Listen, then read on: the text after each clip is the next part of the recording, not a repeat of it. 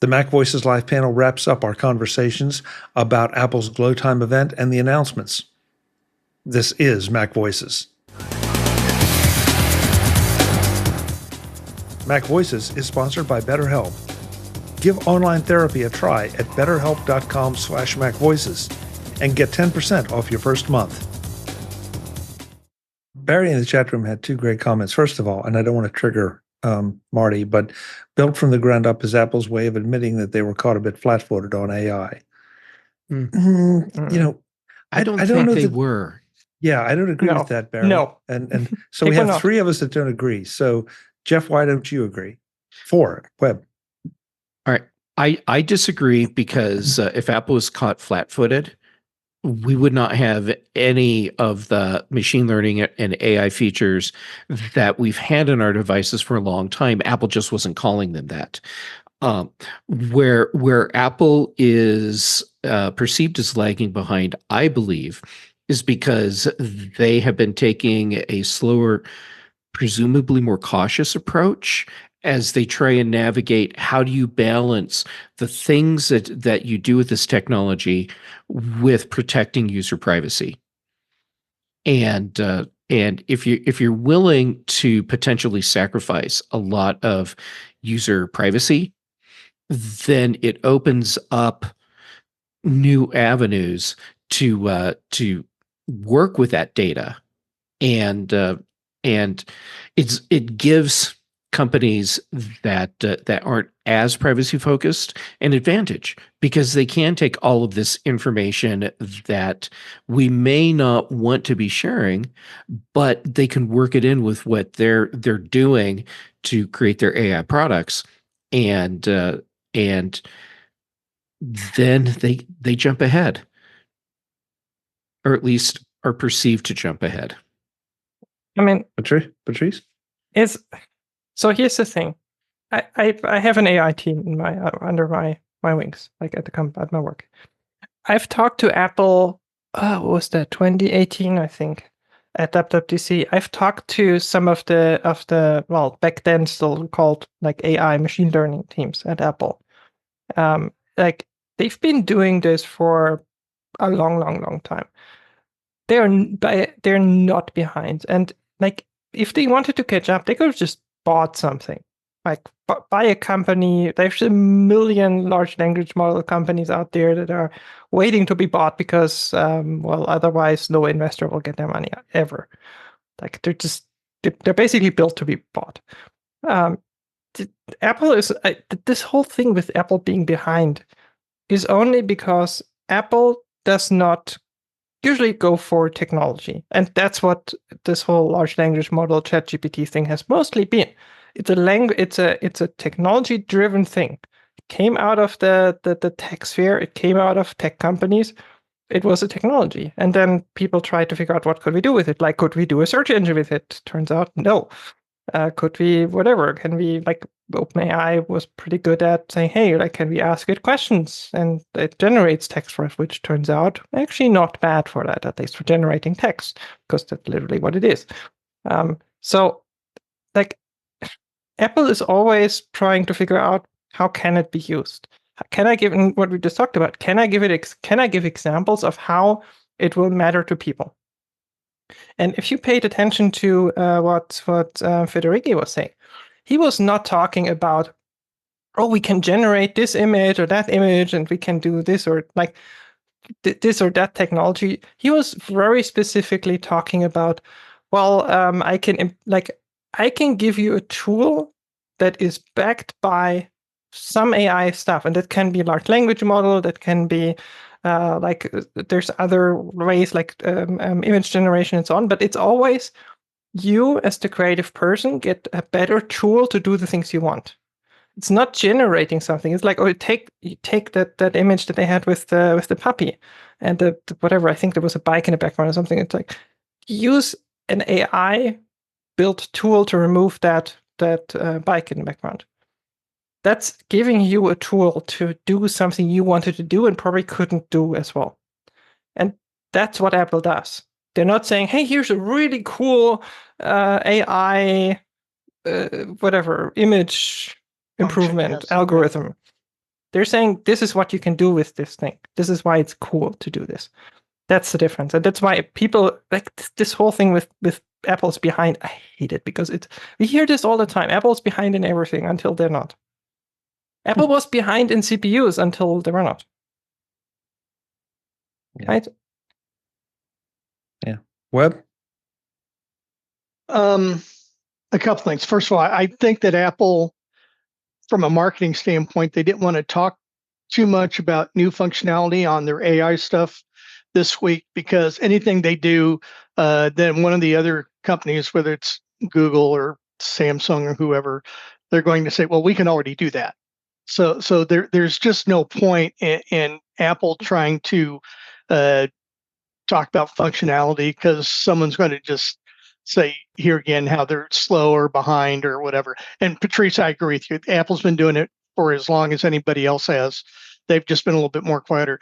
The other thing that I will add is that if you remember when we first started talking about ChatGPT on this show almost 2 years ago now, one of the problems, and Apple is struggling with this, and I think they're approaching it the right way, is that there's still this expectation of privacy and confidentiality, and once you throw it out into that model, it goes out public. The expectation of privacy goes away. Let's not beat that horse again, but that's one of the issues that I think Apple's really been fighting with. And Patrice, I really appreciated your commentary just now. It was so good, I forgot my other point. But anyway, yeah, it's I don't think that Apple should have. They don't want to be talking about too much functionality on AI just yet. They'll have their chance, and they want to kind of control that PR cycle when it happens. So, and the other thing is that we talk about iOS 18.2 is going to kind of be the big implementation, but remember the Apple Intelligence is going to evolve over and over, and it's like New York City. It's going to reinvent itself all the time. Yeah, I'll get off my soapbox right now. So I'm excited about it. But it's just they're not ready for prime time. I'm not saying that the technology isn't. Apple's not ready to be talking about it just yet. They will.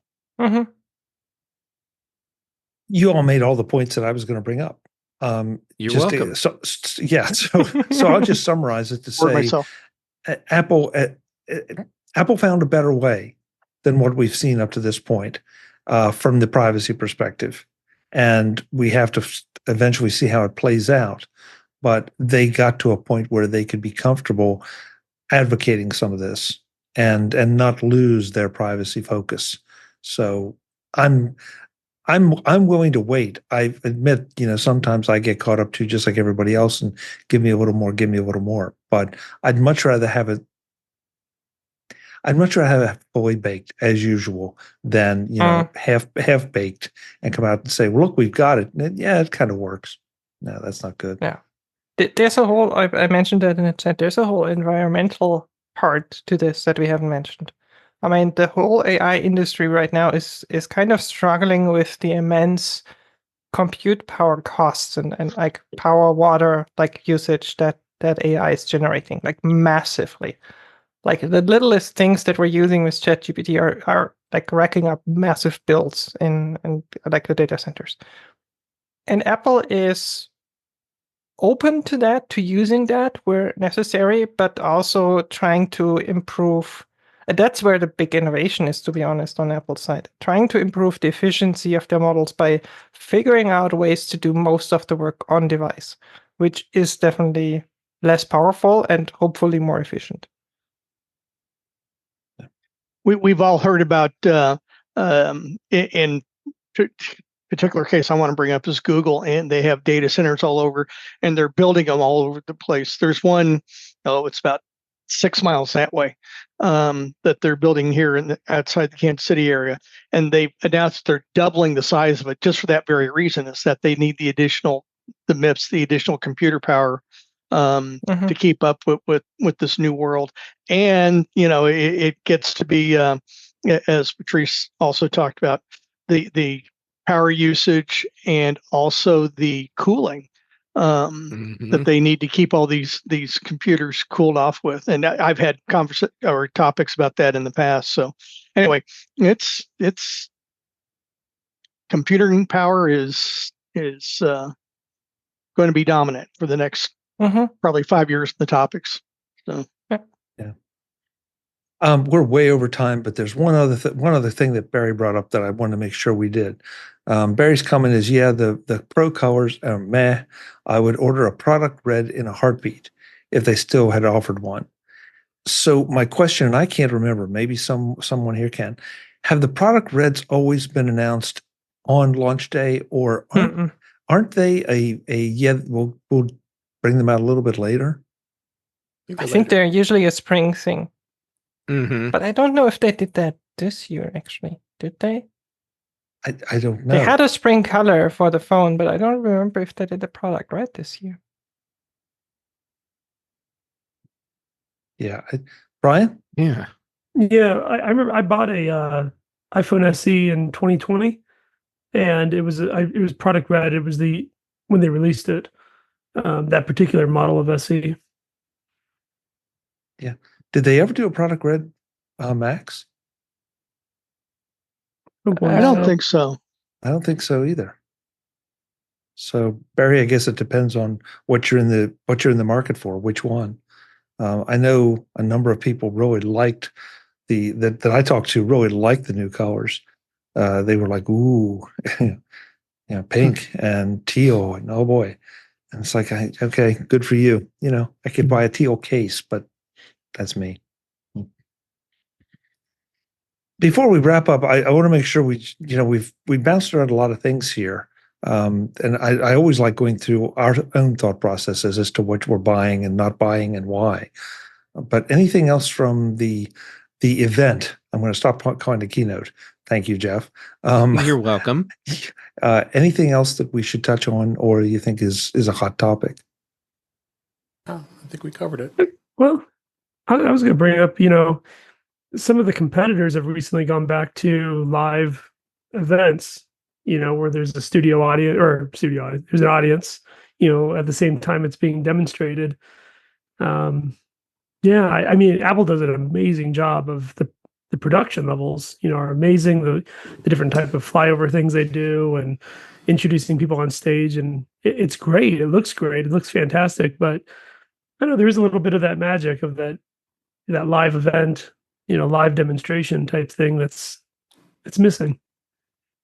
Yeah.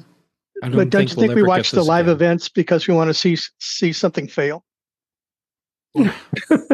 Seriously, maybe a little bit. Yeah. But it's fun. That's why Saturday Night Live is is why people watch it, because they want to see it how the script fails.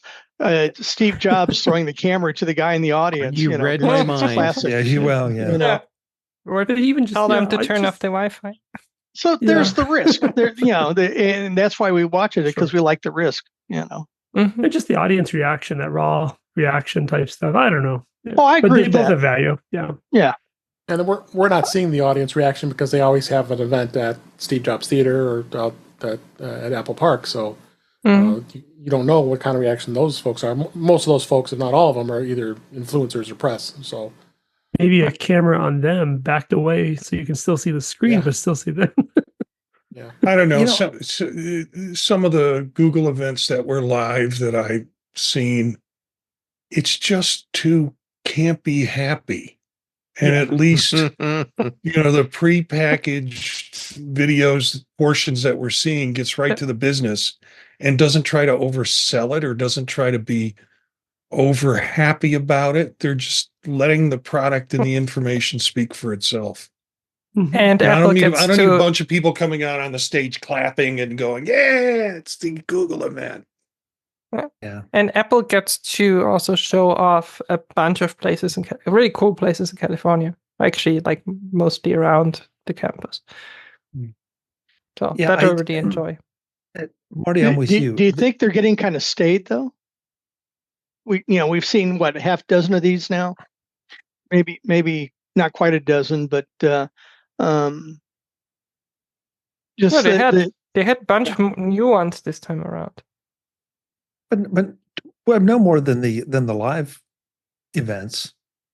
I mean, at some point, you're going to have people on a stage, and they're going to be showing off hardware, and they're going to be showing PowerPoints, or excuse me, keynote slides. They're going to be showing some videos, and whether you're doing that prepackaged or whether you're doing it live, yeah, there's always the possibility of a crash and burn if they do something live. But I like this. And I like it because it's of the density of the information that they you have to go back and watch it sometimes two or three times to pick it all up.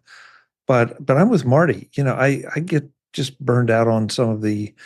Yeah, we hear Tim say this, you know, from the ground up and the best iPhone we've ever made and all those things. But some of the other companies doing the same thing, maybe with just different catchphrases, or maybe the same ones just with different product names. So do we miss the audience reactions though, like we used to get at the live events? Like when I went to the Macworld events.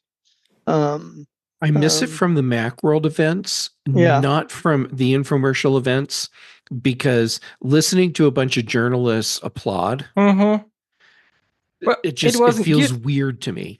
Yeah. It usually wasn't a journalist anyway. It was Apple people that were put in the space in order to have someone to clap, because all the journalists were usually working on their stuff and really not paying attention. They were typing on their MacBooks, This show is sponsored by BetterHelp. What's something you love to learn? As an adult, do you make time to learn new things as often as you'd like, or are you just too busy? Kids are always learning and growing, but as adults, we sometimes lose that.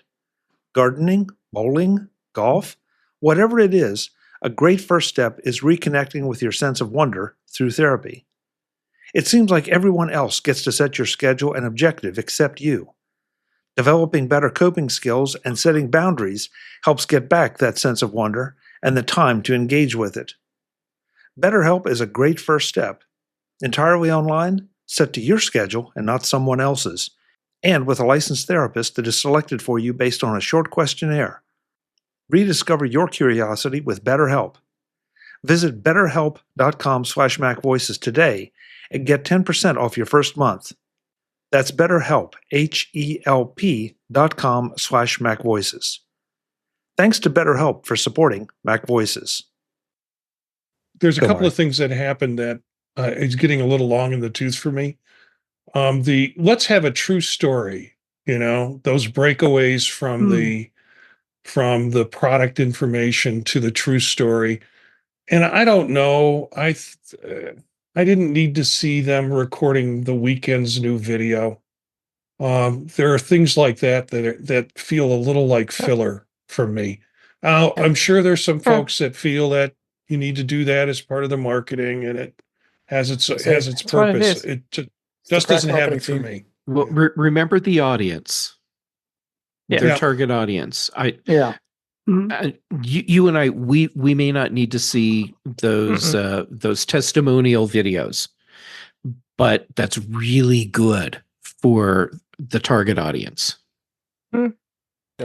I mean, the difference is also we remember the shot on iPhone stuff when they showed. I mean, I think the first time that happened, that Apple said, "Hey, they had this behind the scenes video where how they shot the Apple event with iPhones and whatever." I think we were excited because it was like, this is new and we haven't seen that before. How cool is it that our phones can do that? But now that we've seen it, we're like, okay, sure, yeah, can do that. But most people don't remember that. I'm just glad they got Tim Cook off the roof this time. I really appreciate him not being up there. Yeah. But look, I'm just sad nobody jumped out of a plane. That was not this time. I'm going to do something that I detest when people do, but I think that it's appropriate here. And that is, as much as I respect Tim Cook, as much as I respect the whole team, the only one that feels a little bit dangerous and that something could be ad-libbed completely off the wall is Federighi. And other even he doesn't do it. And all of this is prepared. Yeah. Absolutely. But he's the only one that feels like something could go off the rails and, he'd be entertaining to watch. We don't have a Steve Jobs anymore, and that's okay, because this is I mean, this is how many years later the industry has matured, and we've seen Tim on stage, like live, and we know how awkward he can be. So. Yeah, and there's nothing wrong even with in that. the videos, he's sometimes really awkward. Like I saw him like jumping, like he was standing there and jumping from like one foot to another, and I was like, oh, this is awkward how he's like talking and standing there. I'll make it worse for you because you won't be able to unsee it ever again. Yeah. He does this. He started doing this thing where it's this little knee bounce. Yeah. That's what I meant. Literally, that's what I meant. Yeah, it's really, really weird. And you watch it, and you may not notice it, but now you can't not notice it. I noticed. It'll just annoy you. It's like, Tim, just stop he's bouncing. Like lifting he's like lifting a leg and lifting the other leg, and I'm like, okay, what is he doing? Oh, and about to run away? I don't know. we're talking a good game here. We're not the ones in front of that camera with literally billions of people, watching our every knee bounce.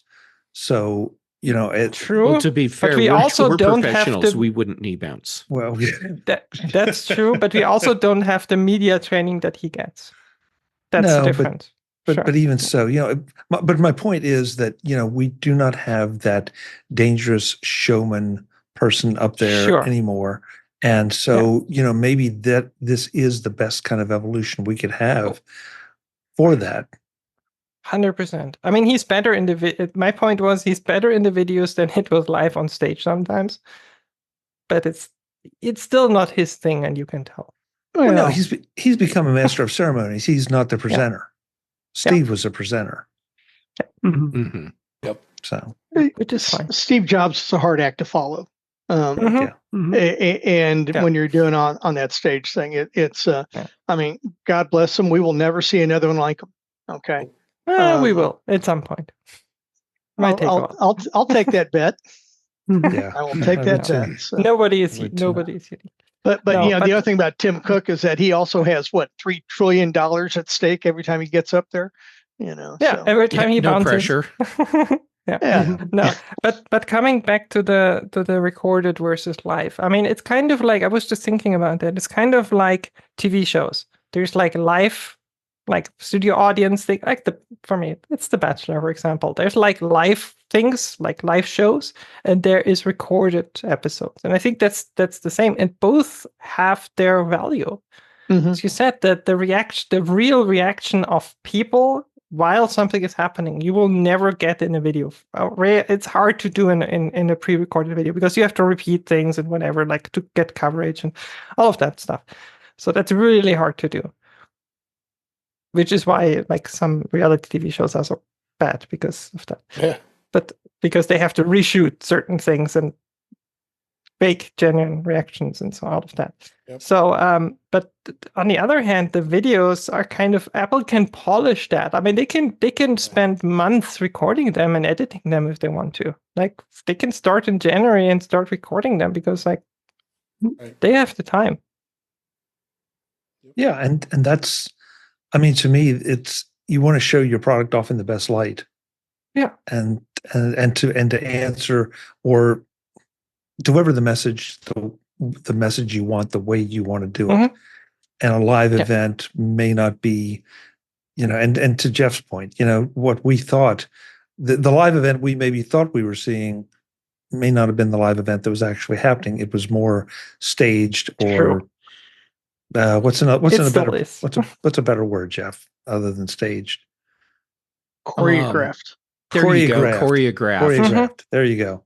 Yeah. So, guys, we've beat this to death. Thank you so much for your time, chat room. Thank you for sticking with us. We still have quite a few folks here. I don't know why you listen to us, but I'm glad you do. Let's go around the room, and for the people that are still here, let everyone know where they can find you. So, Dave, I'll start with you as always. Where can folks connect with you? Well, they can connect with me at In Touch with iOS, intouchwithios.com. We're going to have a pretty jam-packed show this week as well, talking about even more things we didn't talk about here today. So, YouTube channel is youtube.com/intouchwithios. I'm here on Tuesday nights. I'm on the Mac Show on the British Tech Network on Fridays, and I'm on Mastodon at DaveG65 at mastodon.cloud. Thank you. Great. Thank you, David. Brian, thank you so much for being here. Where can folks find you? I appreciate being here. Thank you. Best place to reach me is on Mastodon. I'm available at Brian8944 at mastodon.cloud. Excellent. Thanks. Marty Jencius. Yep. He of the tinnitus. Where can folks find you? It's great to be here. You can find me Tuesdays here, Thursdays in touch with iOS with David. Chuck, Tuesday, I bet you're really, really glad that Webb has pants on. Yeah. Marty, I see what he's doing now. Yeah, you have a fan, don't you? This is your own marketing department. Tuesdays here, Thursdays I'm in touch with iOS, Mondays on Vision Profiles, and you can find out all the information about other podcasts at thepodtalk.net. You can find me at Jencius, Jencius at mastodon.social. Great. Thank you, Marty. You just go like this. Jeff Gamet, where can folks connect with you? Well, Chuck, first, thanks for tolerating me. I know the cross you bear, so thank you. All right, so social media. I'm Jay Gamet everywhere. I'm active right now on Mastodon and Instagram. Then for shows here, because Chuck keeps letting me join in on MacVoices Live, so thank you for that. Then on Thursdays, Dave keeps letting me join in on In Touch with iOS, so thank you for that. And then on the British Tech Network, Big Show on Thursdays, Mac Show on Fridays. And then Brian Chaffin and I, we do the Context Machine, and Patrice and I do Retro Rewatch. And I love the mug. I need to order myself a Retro Rewatch mug. And, I have some people who want some.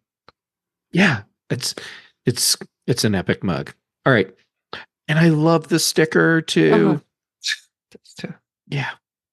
And now you can get the stickers even in Austria. Yep. Yeah.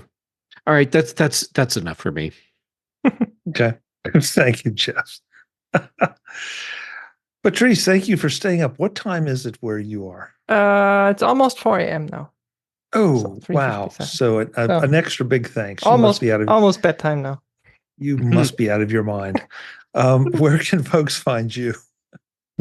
Well, I'm as most of you have already mentioned, I'm with some of the people on the panel, some of the miscreants here. I'm on the British Tech Network, on the Big Show, and on the Mac Show. With Jeff, I have Retro Rewatch with the cool Macs, and we talk about really cool TV shows like Stargate SG-1.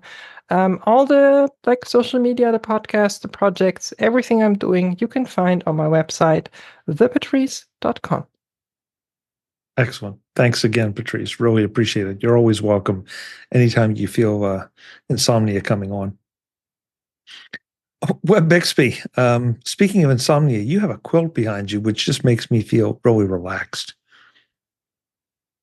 It's another one of the pieces of work that my wife does, and tried to kind of change them up, and I got probably another half dozen that I got to get photographed and got to update the inventory for you guys. So, but anyway, yeah, she does such a fabulous job at doing all this stuff.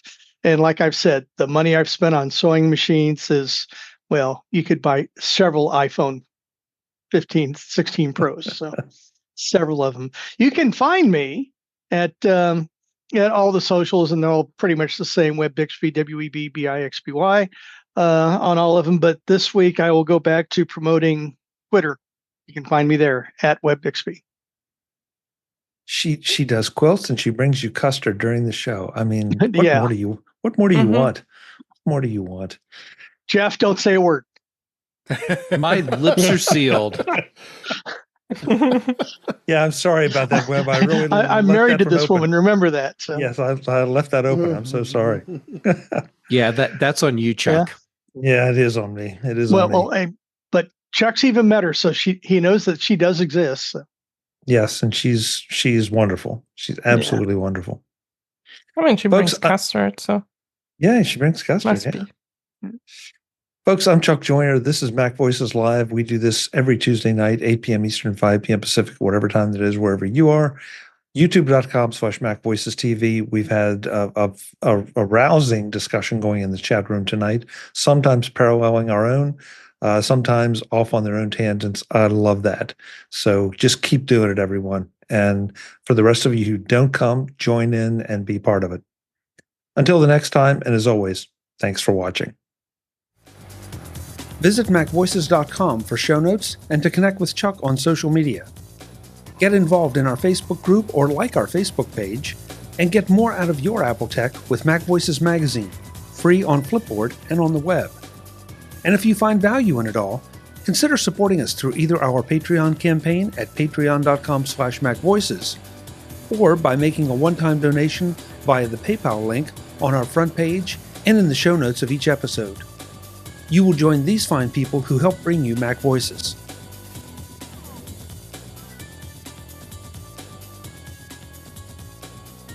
Advertising handled by Backbeat Media at backbeatmedia.com. Bandwidth provided by CacheFly at cachefly.com.